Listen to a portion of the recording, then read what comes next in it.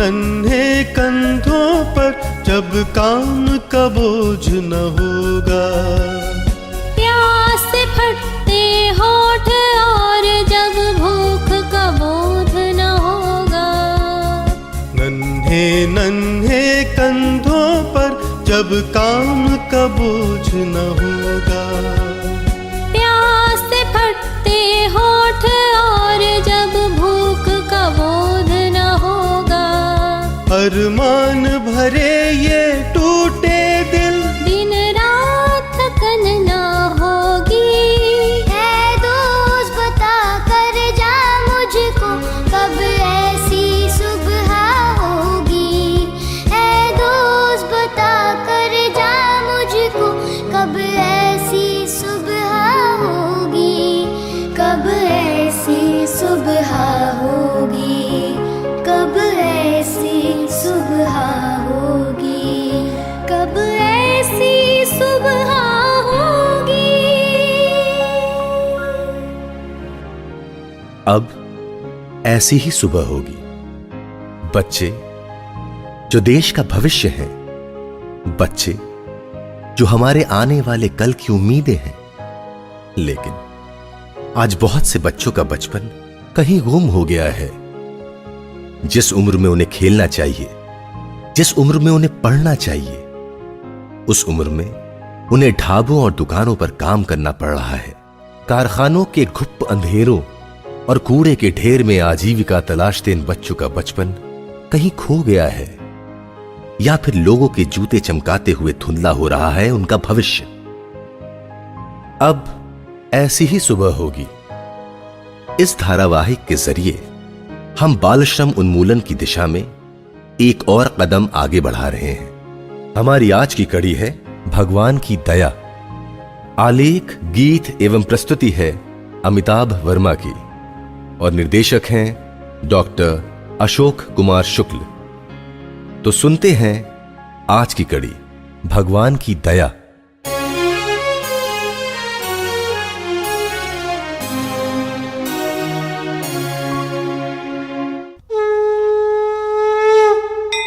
ओम जय जगदीश हरे, स्वामी जय जगदीश हरे। भक्त जनों के संकट, दास जनों के संकट क्षण में दूर करे। ओम जय जगदीश हरे। लीजिए गगन भाई, हाँ आरती लीजिए। जी, ईश्वर आपकी मनोकामना पूर्ण करे भाभी। हमारी मनोकामना न जाने कब पूरी होगी भैया। कितने पंडितों के पास गए, कितने व्रत किए, कितनी पूजा चढ़ाई, लेकिन भगवान न जाने कब दया करेंगे। मेरी गोद आज भी सूनी है। एक बच्चे की किलकारी सुनने को कान तरसते हैं मेरे। चिंता मत करो भाभी, शुद्ध मन और पक्के इरादे से किया गया काम अक्सर सफल होता है। हाँ, सुना तो मैंने भी ऐसा ही है। गगन भाई, आप किसी अच्छे पंडित को जानते हैं? भाभी, पूजा पाठ और पंडितों के चक्कर से तो मैं जरा दूर ही रहता हूँ। अब देखिए ना, जब ईश्वर हर जगह है और हम उसकी संतान हैं, तो वो तो हमें वैसे ही देख रहा है। हमारे दुख दर्द से अनजान थोड़े ही है। और मैं तो ये मानता हूं कि ब्रह्म निराकार है। उस तक पहुंचने के लिए किसी विशेष पूजा या अनुष्ठान की जरूरत बिल्कुल भी नहीं। तो क्या आप भगवान को हाथ नहीं जोड़ते, उनकी पूजा नहीं करते? क्यों नहीं भाभी, मैं तो हर समय ईश्वर का स्मरण करता हूँ। इस समय भी कर रहा हूँ। व्रत भी रखता हूँ, दिए भी जलाता हूँ। लेकिन व्रत कोई विशेष दिन देखकर नहीं रखता, दिए कोई विशेष जगह देखकर नहीं जलाता। वैसे आपका ये दिया है बड़ा सुंदर। और दिया ही क्यों, आपके घर में सजावट का हर सामान बड़ा ही सुंदर है, सोने जैसा चमकता हुआ। अब ऐसा भी कुछ ज्यादा सुंदर नहीं है। आप तो झूठी तारीफ कर रहे हैं। बस ऐसे ही थोड़ा बहुत है। नहीं भाभी नहीं, मैं आपका मन रखने के लिए ये सब नहीं कह रहा हूँ, सच कह रहा हूँ। अब उधर देखिए, दरवाजे के दोनों तरफ दो बड़े बड़े गुलदान, शोकेस में वो नटराज की बड़ी सी मूर्ति, दीवार पर टंगी वो प्लेट, और वो जो डाइनिंग टेबल पर रखा वो मनमोहक टी सेट, सभी बहुत कुछ आकर्षक है भाभी। ये सब किसी पीली धातु के लगते हैं, कांसे के हैं क्या भाभी? नहीं नहीं, पीतल के हैं। हमारे रिश्तेदार पीतल का कारोबार करते हैं मुरादाबाद में। अच्छा। उनका व्यापार विदेशों तक फैला है। उन्हीं के यहाँ से मंगाया है सब कुछ। तभी मैं कहूँ भाभी, इतनी सुंदर चीजें यहाँ के बाजार में तो दिखती नहीं। वैसे सच कहूँ भाभी, आपकी चॉइस है जबरदस्त। हाँ, आपको इतनी अच्छी लग रही है तो उठा लीजिए, मैं कुछ दूसरी चीज मंगा दूंगी। अरे नहीं नहीं भाभी, ऐसा करिए, आप अपने रिश्तेदार का पता दे दीजिए, मैं उनसे मिल लूंगा। जो चीजें पसंद आएंगी ले लूंगा। अच्छा, मैं जरा डायरी लेके आऊँ। हाँ। उसी में पता लिखा है। अभी आती हूँ, आप तब तक पानी पीजिए। ठीक है। ये लीजिए गगन भाई, ये रहा मुरादाबाद का पता। कांट रोड पे है ये। अच्छा, जहाँ आपको ये सारी चीजें मिल जाएंगी। ठीक है भाभी, मैं ढूंढ लूंगा।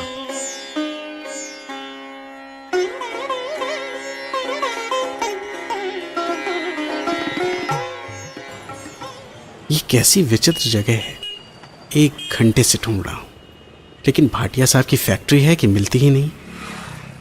पता तो देखूं जरा, पता तो यही लिखाया था भाभी ने। उफ, थक गया पूरी तरह। चलो थोड़ा नींबू पानी पीता हूँ इस पान वाले के यहाँ। अरे कौने रंग धनवा मोरा, अरे कौने रंग धनिया धनिया। अरे कलुआ, अरे तनी एक मटका पानी तो भर दे।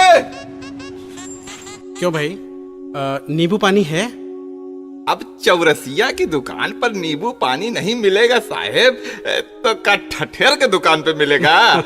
जरूर मिलेगा नींबू पानी साहेब, जरूर मिलेगा। नमक डालकर लेंगे या चीनी डालकर, बर्फ के साथ या बगैर बर्फ के? नमक डालकर, बिना बर्फ के। लेकिन पहले ये बताओ, ये साफ ठंडा पानी होगा ना? अजी साहेब तसल्ली रखिए, फ्रिज खोलकर बोतल की सील तोड़कर पानी दूंगा, इसके लिए बेफिक्र रहिए साहेब। तो दीजिए। कितने का है एक गिलास? 10 रुपए का दूं? अच्छा दीजिए। वैसे क्या मैं आपका नाम जान सकता हूँ? खूब पूछन साहेब, खूब पूछन। अरे हमको राम परवेश चौरसिया कहते हैं साहेब। ये लीजिए साहेब, बिल्कुल ताजा नींबू पानी। ये लीजिए। भरी दोपहरी में ठंडक मिल गई। अच्छा चौरसिया जी, ये बताइए, यहाँ पीतल के सामान का बड़ा कारखाना कहाँ है? पीतल के सामान का बड़ा कारखाना साहेब, जरा धीरे बोलिए, जरा धीरे बोलिए। क्या हुआ? पीतल के सामान का बड़ा कारखाना तो शायद कोनो मिले यहाँ। ये धंधा तो घर घर से होता है यहाँ पर। घर घर से? भला ऐसा क्यों? अब भला हम का जाने साहेब, लेकिन इतना मालूम है कि सारा धंधा 2 नंबर में चलता है, चोरी छुपे। चोरी छुपे? ये क्या कह रहे हैं आप चौरसिया जी? अब देखें, ये छोटी सी पान की दुकान है ना? फिर भी उधर वो लगा है, वो सरकार का कागज, वो देखिए क्या लिखा है उसमें, जरा पढ़िए तो। इस पर लिखा है पंजीकरण प्रमाण पत्र, यानी रजिस्ट्रेशन सर्टिफिकेट, राम प्रवेश चौरसिया, और ये नीचे सरकारी मोहर भी लगी है। हाँ, वही तो हम कह रहे हैं साहेब। हमारी इतनी छोटी सी दुकान भी क्या कहते हैं, हाँ, अरे वो पंजीकृत है, लेकिन लाखों करोड़ों का पीतल का धंधा पंजीकृत नहीं होता। लेकिन क्यों? आखिर नुकसान क्या है उसमें? भाई पंजीकरण तो कराना चाहिए। अब नफा नुकसान तो हमको मालूम नहीं है साहब, पर होता ऐसे ही है यहाँ। चौरसिया जी, रजिस्ट्रेशन कराने से वही आदमी बचता है जो कुछ छुपाना चाहता है। कहीं ऐसा तो नहीं कि पीतल का सामान बनाने की आड़ में यहाँ कोई गलत धंधा होता हो?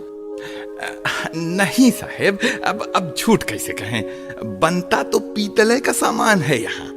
इस धंधे के लोग इधर पान खाने आते हैं। अच्छा, उनसे पता चलता रहता है सब कुछ साहब। पीतल का इतना बड़ा काम होता है इन घरों में, तब तो ये घर अंदर से बहुत बड़े होते होंगे ना? अरे हाँ साहेब, बहुत बड़े होते हैं।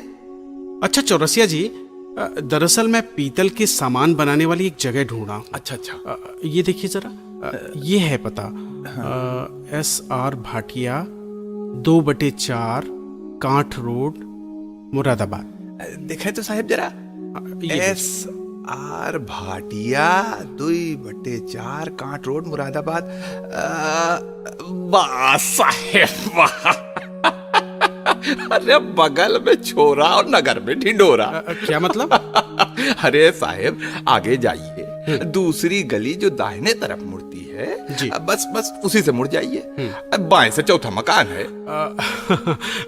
ठीक है, थैंक यू चौरसिया जी। अरे साहेब, अरे पैसा तो देते जाइए। सॉरी, मैं भूल गया था। अरे कोई बात नहीं साहेब, कोई बात नहीं साहेब, ये सब तो होता ही रहता है कभी कभी। ये लीजिए। और हाँ, नींबू पानी की शिकंजी बहुत बढ़िया थी आपकी। धन्यवाद साहेब, धन्यवाद। अब फिर सेवा का मौका जरूर देना साहेब। हाँ जरूर जरूर।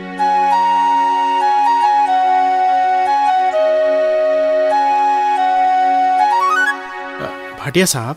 कौन? मेरी भाभी से आपका पता मिला था, लेकिन आपका कारखाना खोजने में बड़ा समय लग गया मुझे गगन कहते हैं। गगन जी आइए आइए, गगन जी आइए। अरे गर्मी में परेशान होकर आ रहे हैं, बोलिए क्या लेंगे? हाँ जी कुछ नहीं, अभी मैं तुरंत शिकंजी पीकर आ रहा हूँ। अरे शिकंजी पीकर आ रहे हैं तो क्या हो गया है? और कहिए, आपकी भाभी कैसी हैं? भगवान की दया के इंतजार में है, पूजा पाठ कर रही है, अच्छे पंडितों की तलाश कर रही है। अच्छा, अब तक वो बाधा दूर नहीं हुई इनकी? आए नहीं। अरे गगन जी, सच बात तो ये है कि भगवान की कृपा न हो तो सोना माटी हो जाता है, और भगवान की कृपा हो जाए तो माटी सोना हो जाती है। आपके लिए तो मिट्टी पीतल हो रही है भाटिया साहब, है ना? अरे उस तरह से तो हमने सोचा ही नहीं था। बोलिए क्या सेवा करूं आपकी? हैं? वो भाभी के घर मैंने पीतल का बड़ा अच्छा सजावट का सामान देखा। हाँ हाँ हाँ, यहीं से गया है। वो मैं कुछ देखना चाहता हूँ, कुछ दिखाएंगे आप? कोई खास चीज जो आपको पसंद आई हो? हैं? अब क्या बताऊं, थोड़ा याद करने दीजिए। वो बड़ी सुंदर सी नटराज की एक मूर्ति थी, और एक गुलदान भी देखा था मैंने, और वो चाय का सेट। हाँ हाँ हाँ, सब मिल जाएगा, सब मिल जाएगा। बड़ी सुंदर सुंदर घंटियां मिल जाएंगी, दिया रखने वाला वो दीप स्टैंड मिल जाएगा। सैंपल मंगवाता हूँ अभी गोदाम से। ठीक है। वैसे मुझे ये जानने की भी बड़ी इच्छा है कि पीतल का इतना सुंदर सामान बनता कैसे है, और जो उसे बनाते हैं वो कितने बड़े कलाकार होते हैं। अरे कलाकार वलाकार कुछ नहीं होते हैं ये लोग हैं? अरे ये काम तो निपट गंवार करते हैं। अरे ये खेल तो पूरा सांचे का होता है, सांचे का। सांचे का? हाँ हाँ, सांचे का। पिघला हुआ पीतल सांचे में ढल कर ही तो सुंदर रूप लेता है। आए ओह, तो इतना आसान तरीका है पीतल के सामान बनाने का। फिर इतना ज्यादा दाम क्यों होता है पीतल के सामान का? अरे अब इतना आसान भी नहीं है। अब ये पीतल के जमे हुए टुकड़ों को तोड़कर भट्टी में गलाना पड़ता है, बहुत तेज गर्मी में, 1100 डिग्री पर है? और जब पीतल गल जाता है तो उसे सांचे में भरना पड़ता है। और सांचे में ढला सामान भी ऐसे ही थोड़ी दे देते हैं आपको। फिर कैसे? वो पसंद ही नहीं आएगा आपको। उसे तेजाब में साफ करना पड़ता है, पॉलिश करना पड़ता है, ट्रीटमेंट करना पड़ता है भाई। लेकिन ये बताइए भाटिया जी कि ये सारा काम इस फैक्ट्री में हो पाता है? अरे होगा क्यों नहीं भाई, सब होता है यहाँ। लेकिन अब ये मत कहिएगा कि आप भी ये सब देखना चाहते हैं। आई क्यों? देखने पर मनाही है कोई? अब नहीं, ऐसी बात नहीं है, आप तो परिचित हैं। दरअसल एक तो वैसे ही गर्मी का मौसम है, ऊपर से भट्टी के पास तो और भी ज्यादा गर्मी होगी। मैं तो आपको होने वाली असुविधा के बारे में सोच रहा था। हाँ जी साहब, जब ओखली में सर दे ही दिया है तो मूसलों की क्या परवाह। वैसे अगर आपको आपत्ति ना हो तो मैं देख लूं आपकी फैक्ट्री? ठीक है, लेकिन किसी से कहिएगा नहीं जी। ये तो बड़े मजबूत दिल वालों का काम है। बहुत कुछ देखकर भी अनदेखा करना पड़ता है, बहुत कुछ बर्दाश्त करना पड़ता है, बहुत बार कड़ाई भी करनी पड़ती है, वरना सारा धंधा ही चौपट हो जाएगा और आपको पीतल का सुंदर सुंदर सामान नहीं मिल पाएगा। आइए आइए, नीचे उतरते हैं। आइए आइए, चलिए चलिए। देखिए संभाल के, थोड़ा अंधेरा है नीचे। वो उधर लंबी लंबी पत्थर जैसी क्या चीज है? वो हाँ, अरे वो जमा हुआ पीतल है। उसको गलाकर साफ करके अपने काम का पीतल बनाया जाता है। ये देखिए ऐसे। उफ, बड़ी गर्मी है यहाँ। अब भट्ठी है ना यहाँ है। वो देखिए, वो जो लड़का चक्की चला रहा है, हाँ। उससे हवा भट्ठी में जा रही है, और उसी से भट्ठी चल रही है। और उधर वो बच्चे क्या कर रहे हैं? वो बच्चे जो भट्ठी के मुंह के सामने खड़े हैं। जी। अरे वहाँ जमा हुआ पीतल गर्म किया जा रहा है। पीतल गर्म होकर जब थोड़ा नरम हो जाएगा तो हथौड़ी से उसके टुकड़े करके भट्ठी में डालेंगे। ये देखिए, ये डाला देखिए। वाकई बहुत गर्मी है यहाँ। इस गर्मी में लोग कैसे काम करते होंगे यहाँ? अरे तभी तो मैंने कहा था ये मजबूत दिल वालों का काम है। कितनी चमक है वहाँ, आंखें चौंधिया रही हैं। ये पीतल है गला हुआ, अब उसे सांचे में डाला जा रहा है। वो देखिए। लेकिन भाटिया साहब, उस काम को भी बच्चे ही कर रहे हैं। अरे ये सब काम यहाँ बच्चे ही करते हैं। 7-8 साल के बच्चे ये काम बिना किसी लफड़े के अच्छी तरह से कर लेते हैं। बड़ों से कराओ तो दुनिया भर का पापड़ बेलना पड़े। लेकिन यहाँ तो सांस लेने में भी बहुत तकलीफ हो रही है। बच्चों पर उसका असर नहीं पड़ता? पड़ता है। बहुत से बच्चों को सांस की बीमारी भी हो जाती है, लेकिन अपना दलाल जिंदाबाद। बच्चों की सप्लाई में कोई कमी नहीं आती।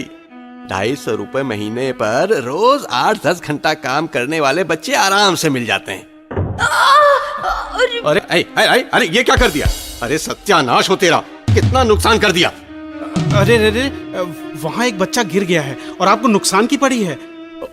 वो इसका तो एक पैर बुरी तरह जल गया है और उंगलियां ऐसे गायब हो गई हैं जैसे कभी थी ही नहीं। भाटिया साहब, ये कुछ बोल क्यों नहीं रहा? अरे बोलेगा कैसे, बेहोश हो गया है।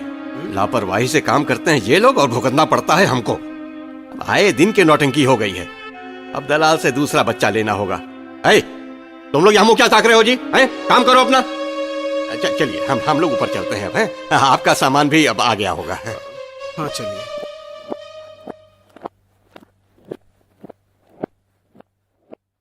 ये लीजिए आपका सामान। ये दीप स्टैंड, ये घंटियां, और ये रही नटराज की मूर्ति। वाह, वाकई बड़ी सुंदर है। कितने रुपए हुए? अब आपसे क्या लेना और क्या देना है, अब यही कोई 10,000 दे दीजिए बस। अच्छा भाटिया साहब, ऐसा कीजिए, आप इन्हें पैक करवाइए। हाँ। मैं जरा एटीएम से पैसे निकाल कर आया। बिल्कुल।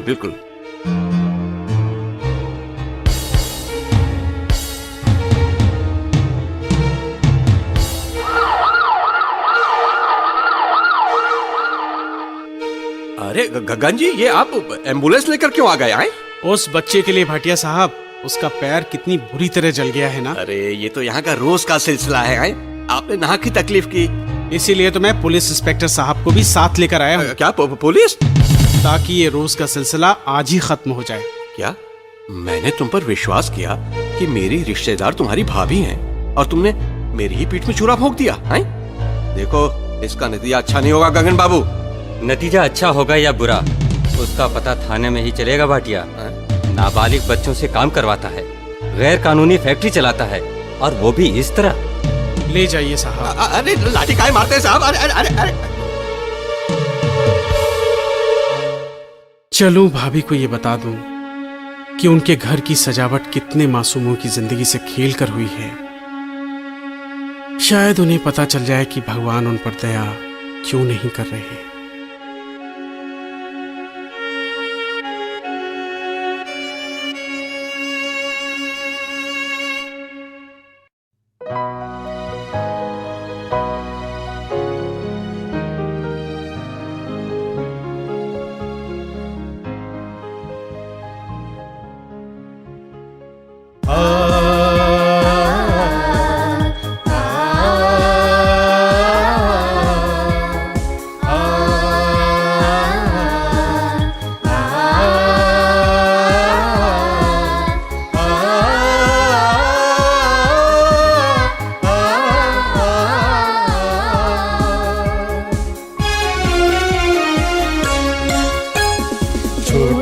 छोटे डग एक दिन स्कूल की ओर बढ़ेंगे। प्यास बुझेगी, भूख मिटेगी, हम के दर्द छटेंगे। हम सब अपनी उम्र जिए, घर घर में कलह ना होगी। है दोस्त अगर तू ठान ले तो अब ऐसी ही सुबह होगी। ऐ दोस्त अगर तू ठान ले तो अब ऐसी ही सुबह होगी। अब ऐसी ही सुबह होगी। अब ऐसी ही सुबह होगी। अब ऐसी ही सुबह होगी। अब ऐसी ही सुबह होगी। बच्चों से श्रम न करवाएं, उनकी सही जगह पाठशाला है। उन्हें पढ़ने को प्रोत्साहित कीजिए। अपने निकटवर्ती नेशनल चाइल्ड लेबर प्रोजेक्ट के कार्यालय से संपर्क कीजिए और बच्चों और अपने देश को एक सुनहरा भविष्य दीजिए। अब ऐसी ही सुबह होगी। अभी आपने सुना बाल श्रम पर आधारित ये धारावाहिक। हमारी आज की कड़ी थी भगवान की दया। इस धारावाहिक में भाग लेने वाले कलाकारों के नाम हैं प्रतिमा श्रीवास्तव, डॉक्टर अशोक कुमार शुक्ल, अजय मुखर्जी, अभिलाष नारायण और विनय श्रीवास्तव। आकाशवाणी के लिए इस धारावाहिक का निर्माण किया प्रूडेंट इंफॉर्मेटिक्स ने। आलेख, गीत एवं प्रस्तुति थी अमिताभ वर्मा की। निर्देशक थे डॉक्टर अशोक कुमार शुक्ल, सह निर्देशन विनय श्रीवास्तव, प्रस्तुति सहायिका नीतू तिवारी, प्रोडक्शन मैनेजर शोभा शुक्ला, नाट्य परामर्श अविनाश श्रीवास्तव, प्रस्तुति नियंत्रक डॉक्टर नजमी रहमान, तकनीकी सहयोग विनय शुक्ला, संगीत निर्देशन शुभाशीष मजूमदार, पार्श्व गायन अयना बोस, शुभाशीष, मोनिका जायसवाल और मास्टर शुमवंतो मुखर्जी। विशेष सहयोग सीमा यादव, उद्घोषणा अजय चक्रवर्ती एवं डॉक्टर शैलजा सिंह। रिकॉर्डिंग एवं विशेष प्रभाव अनुपम गुलवाड़ी, डिजिटल ड्रीम्स। देश का हर बच्चा हमारे आने वाले कल की धरोहर है। इस धरोहर को बचाने, सजाने और संवारने में हम सबको सामूहिक प्रयास करना है, क्योंकि हमारा ये प्रयास बचपन की इस कच्ची डोर को संबल प्रदान करेगा। दुनिया भर में बाल श्रम एक काला अध्याय, एक चुनौती के रूप में उभरा है। हमारा देश भी इससे अछूता नहीं रहा है। आज जरूरत इस बात की है कि हम सब मिलकर इस समस्या के निदान के लिए सामने आएं, क्योंकि ये लड़ाई किसी एक की नहीं बल्कि सबकी है। हमने ये लड़ाई छेड़ दी है। बस हमें आप सबका सहयोग चाहिए।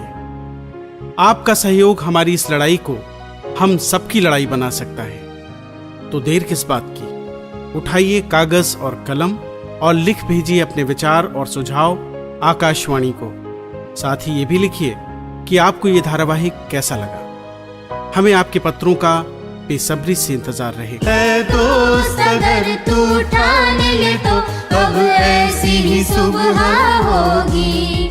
ऐ दोस्त अगर तू ठान ले तो अब ऐसी ही सुबह होगी। अब ऐसी ही सुबह होगी। अब ऐसी ही सुबह होगी। अब ऐसी ही सुबह होगी।